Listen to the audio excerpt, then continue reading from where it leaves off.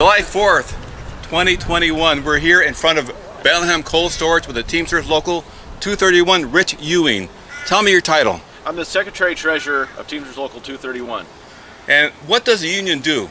So a union, in simple terms, is when two or more workers band together to bargain with their employer over wages, benefits, and working conditions. So the workers at Bellingham Cold Storage have done that for many decades and been represented by Teamsters Local 231. What's a little history about the Bellingham Cold Storage? What does it do? So Bellingham Cold Storage is a very diverse operation. You know, they've been here since for well over 50 years, and you know, they serve the many customers in the community, processing seafood, berries, you know, many other products that are, you know, essential parts of our food supply. And the berries are being harvested now, and they should be in cold storage, shouldn't they? Yeah, I mean, it's very crucial that the berries get handled properly and timely, get into the proper cold storage in a timely manner, absolutely. How many employees do you have here? So there's about 115 that are represented by Teamsters currently that have been forced to walk out on an unfair labor practice strike. Didn't the family used to own this Bellingham Cold Storage before and they just sold it? Yeah, so the Talbot family has owned the business for many years. They're still a minority owner in it now, but they sold a majority stake to a company called the Joshua Green Corporation, investment firm out of Seattle. I hear there's workers coming from Florida. Yeah, we're not sure exactly where they came from, but you know, the Bellingham Cold Storage just decided to contract with a strike replacement firm. That's what they do. They manage labor disputes and send in replacement workers. You know, to come in and try and pick up the slack while we're out here on the line and see if they can bust the union. So Rich Ewing, when you work here, what do you do? So there's a lot of different jobs people do here. I'd say the majority of the people here are forklift operators, very highly skilled operators servicing the customers for Bellingham Cold Storage. But we also have maintenance folks and laborers and tally people and cleanup crews. Yeah. It's a big place. Oh yeah, this is just one facility. There's another facility over on Orchard Drive too that's quite large as well. How did you get started working here? Well, I worked for the union, so I actually never worked at Bellingham Cold Storage. I cut my teeth in freight. I worked locally delivering freight, but yeah, a lot of people work here. You know, some come right out of high school and go to work here. I mean, this used to be a great job, you know, for a young person to get. Man, we've got people that have been here for, you know, we've got one gentleman out here that's got 41 years he's been with this company. So what are you asking for? We're asking for the company to come back to the table and bargain with us, right? We've been bargaining this contract since last November. The company has committed several violations of the National Labor Relations Act. We've been forced to file charges for bad faith bargaining. It's become clear that they don't want to get a contract with their employees. Their proposals they've put forth are proposals they know their employees will never be able to agree to, and they've just said, look, we're done. Here's our last, best, and final offer. And it needs more work. And you were out for a brief time with 30 hours? We did. We tried to send them a very clear message. When they gave us their last, best, and final offer, they had committed multiple unfair labor practices at that point. So we took them out on a very concise 30-hour unfair labor practice strike to send them a powerful message without impacting their customers. We didn't want to impact their customers, or at least have the least amount of impact possible in sending our message. So we did that, and in the process, they then agreed that they would come back to the table with the assistance of a federal mediator, which is what we've been asking for. But then, when it came time to get dates with the federal mediator, they started dragging their feet. And we could see it was clear they were trying to string us out through the summer. They could have met with us on July 1st, Thursday, with the federal mediator, and we could have come to an agreement. We're ready to negotiate with this employer, and they're not. Okay, Rich Ewing, we have the flag behind you for Teamsters. Tell us about the Teamsters. Well, the Teamsters is the greatest labor union in the world.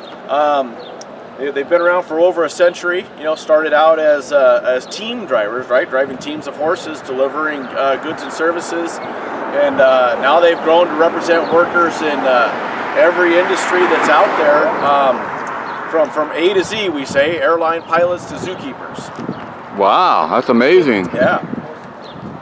Over 1.4 million members strong currently.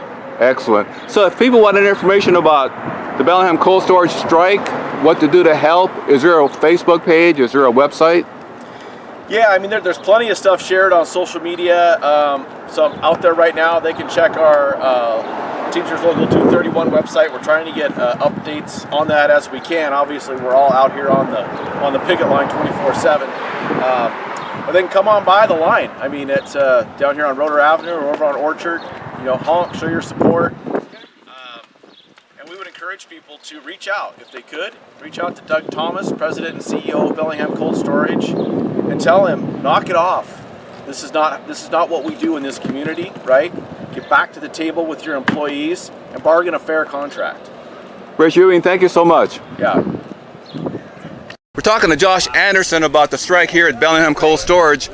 Now, we were talking about benefits, about payment. What are you guys getting while this is happening? So there's a strike fund set up, and we get 5 times our monthly dues. Exactly. So That's which the way equates it out is. to maybe $250 a week for the majority of the guys.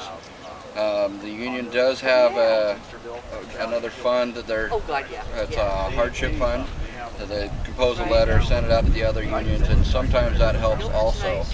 But since the company didn't technically lock us out, we don't get the union unemployment benefits. I mean, it's a town, right? It's Thank actually you. one of the oldest of the So yeah, we're kind of we've been kind of preparing for it. We've kind of seen it coming from the last vote 5 years ago when we had our contract last time. We were 6 people away from a unanimous vote on going on strike 5 years ago, and things have not gotten any better lately. So we've been, me and a couple of the other guys that have worked here for many years have been going through and telling these guys, hey, there's a good possibility that the company's not going to want to settle this year. We've been hearing rumors that they're trying to bust the union, and that's going to be a big effect on, you know, hundreds of people, let alone, you know, the food processing and all the customers that we service. Even some of the bigger companies like Winco and Walmart, they're going to be affected. So, you know, we just want to go back to work. We just want a fair contract, and we want a livable wage. We want good benefits. You know, we want more than 10 cents in our pension, because, you know, the whole reason we're here is we're working towards our retirement. And 10 cents is, in 15 years is not going to be a good retirement for a lot of these guys. So that's one of the main reasons we're out here right now. What is your job here, Josh? What do you do? I am the dry storage lead man. I have probably 1, 2, 3, 4, 5 or 6 warehouses that, and a crew of anywhere from 4 to 6 people that I basically direct and help work, and, you know, just we're a family here, and we help each other out. So, and sometimes I go to other areas and help them out too. You know, I've got 15 years here, and I've learned as much as I can. And I enjoy the work. I enjoy the people. So, you know, we just want to get back to work. Oh, what you say is pretty important. Your family. Oh, definitely, definitely. I just recently had my 5th grandson. And, you're amazing. Oh yeah. So, and I want a future for them. You know, when I first started here, this company was considered a legacy company. You know, fathers and sons and grandsons all worked here. But now it's, you know, I don't know if that's going to happen. It was a great company when I first started here. People were willing to help. They had all the support, but it's since kind of declined since then. Who's the shop steward? That would be, there's a couple of them. Dave Juggalo. We got Armando was. Jabari McLean was the shop steward. Yeah. Shane Corfey, he's in maintenance. Jabari McLean, he's one of our drivers. Dave Jogalo is also a driver. Daniel Campos. What I call my gambling accounts. Those are our shop stewards, and yeah, they're a great bunch of guys. The majority of us get along very well together. If someone wanted to come over and help you guys, would they just come over and get in line with you guys? Would they? Yeah. We've got plenty of signs. They can stand and walk the lines with us. They can, interview Rich, talk to Rich. Heather will be here later. There's going to be another Kelsey. Kelsey is from the Union Hall. She'll be here later. So yeah, there's a great amount of support from the community, and we really appreciate it. We had a guy this morning pull over and drop off 4 dozen donuts. So we definitely got the sugar.